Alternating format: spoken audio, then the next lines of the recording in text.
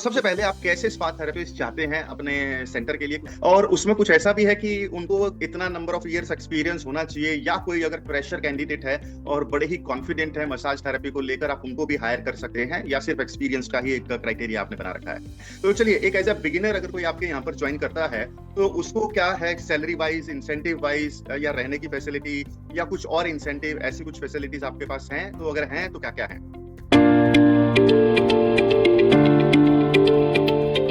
Hello everyone, my name is doctor Munish Sharma. और जैसा कि आप सबको पता है कि ये हमारा जो इंटरव्यू होता है, ये बड़ा ही स्पेशल इंटरव्यू होता है, जहां पर हम अलग-अलग फील्ड से या स्पा थेरेपी के फील्ड से लोगों को इनवाइट करते हैं और उनसे जानने की कोशिश करते हैं कि वो स्पा थेरेपी के बारे में क्या सोचते हैं और कैसा वो इसके बारे में प्रेडिक्शन करते हैं। तो सारी चीजें हम जानते हैं। और यहाँ पर आज जो हमारे स्पेशल गेस्ट हैं, उनका नाम है मिस्टर सुब्रमण्यन, और जो कि स्पा ओनर हैं। थोड़ा सा उनसे जानने की कोशिश करेंगे, लेकिन उससे पहले मैं एक चीज आपको बताना चाहता हूँ कि हमेशा हमारे सुनने में एक बात आती रहती है कि थेरेपिस्ट ना हमेशा कंप्लेन करता है कि सर हमें जॉब दिलवा दो, हमें जॉब नहीं मिल रहा है। और इसी तरीके से एक स्पा ओनर भी हमेशा ये कंप्लेन करता रहता है कि यार हमारे पास जॉब्स अवेलेबल है, हमें अच्छे कैंडिडेट दिला दो। तो इसी चीज को हम जोड़ने की यहाँ पर कोशिश करते हैं और आज सुब्रमण्यन जी से बात करेंगे। और फिर चलिए थोड़ा सा उनसे पहले थोड़ा सा उनका बैकग्राउंड जानने की कोशिश करते हैं। तो Subramanian, welcome and please tell us something about you.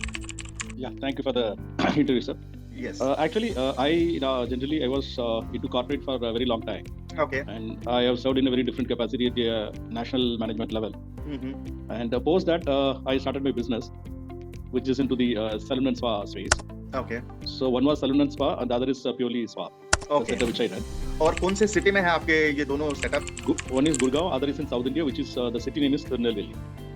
Okay, तो दोनों सिटी में आपके स्पा रन कर रहे हैं? जी। All right. और ये कितने टाइम से रन कर रहे हैं आपके spa centres? 5 years. 5 One years. is 5 years old, one is 1.5 years old. All right. तो चलिए, आज का जो मुद्दा है, तो आई थिंक मैं ऐसा मान के चल रहा हूँ कि आप स्पा थेरेपिस्ट की खोज में लगे हुए हैं, अच्छे स्पा थेरेपिस्ट आप चाहते हैं। बिल्कुल सर, बिल्कुल इसी चीज का ही कमी है। Because in my experience if you ask me, there is dearth of opportunity, but the problem is shortage of spa therapists. Yes, and I think who are professional in nature. Yes, और I think trained and certified therapist की तो बहुत ही ज्यादा कमी है।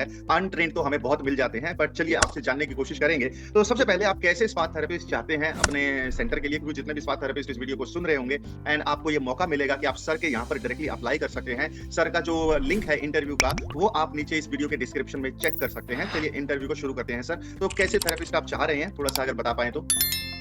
Sir basically हम ये चाहते हैं कि जो सर्टिफाइड थेरेपिस्ट हैं, हाँ, जिनको विधि विधान से जो करना आता है वो मसाज है ना, so that is the core expectation from my side. Okay.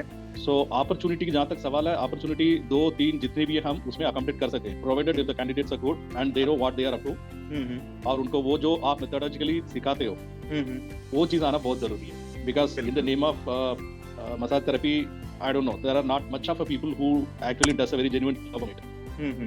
So that way I should really appreciate you in terms of the way you try and mold the students. That will be really very helpful for spa owners like me. Okay. Who can get those therapists placed in our spa centers. ठीक है। तो आप on an average, जैसे आपने बोला कि 2-3 spa therapist की requirement है, तो उसमें मेल और फीमेल का रेशियो क्या है जो आप देख रहे हैं? So generally it is only female therapist which is required. Okay. Because male therapist spa center में बहुत कम है. Okay. Very less. So very seldom people ask for any male therapist. So Okay. it's mostly female therapist who is in demand actually always.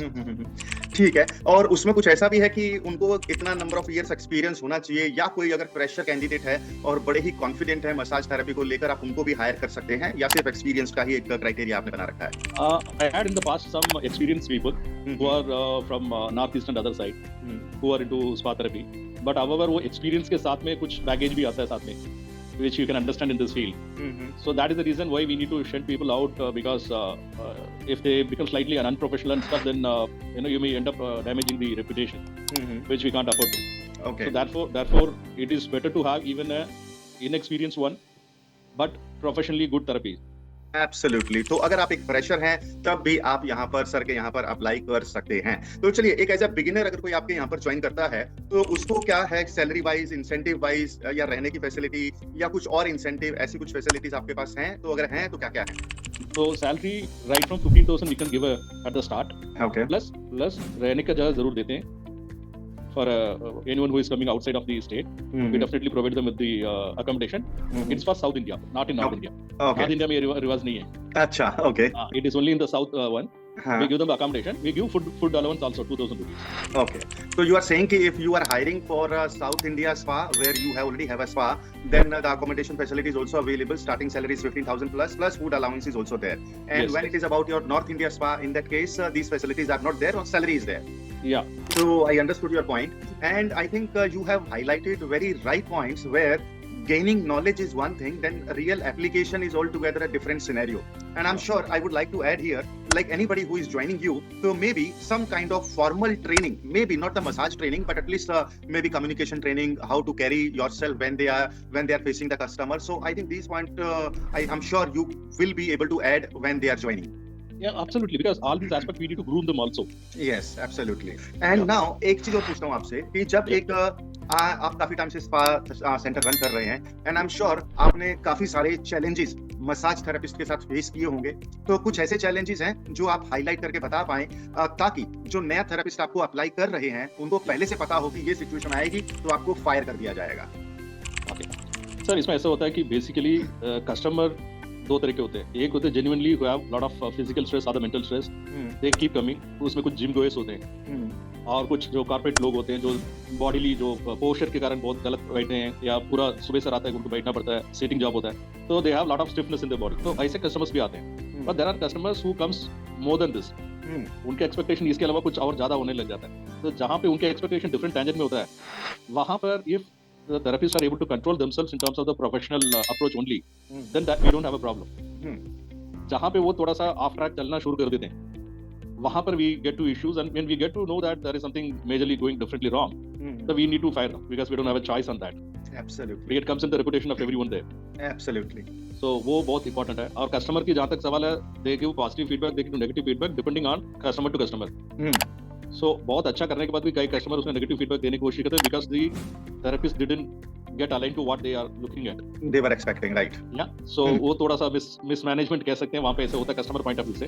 No, but I think ये point आपका ऐसा है कि जहाँ पे थेरेपिस्ट भी ये बात समझेंगे कि अगर किसी कस्टमर ने नेगेटिव रिव्यू दिया है तो जो उनके बॉस है मिस्टर सुब्रमण्यम वो इस बात को समझते हैं कि शायद आपको नेगेटिव रिव्यू इसलिए भी मिल गया है क्योंकि आपने उनके अलाइनमेंट के हिसाब से कस्टमर की शायद अनवांटेड एक्सपेक्टेशन के हिसाब से काम नहीं किया. तो इसका मतलब ये नहीं है कि वो एक फायर का रीजन बनता है, बट इनफैक्ट वो एक ऐसा पॉइंट हो जाता है जहां पर आप अपनी इमेज क्रिएट करते हैं बॉस के सामने.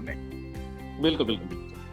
एब्सोल्युटली. तो चलिए एक चीज और पूछना चाहूंगा कि देखिए अभी स्पा थेरेपी में अगर इस तरीके से इसको देखा जाए कि जो नए लोग आना चाहते हैं चाहे वो मेल हैं या फीमेल हैं, तो आप ऐसे लोगों को क्या एडवाइस देना चाहेंगे कि स्पा इंडस्ट्री किस डायरेक्शन में जा रही है? Is it a growing industry, is it not growing industry?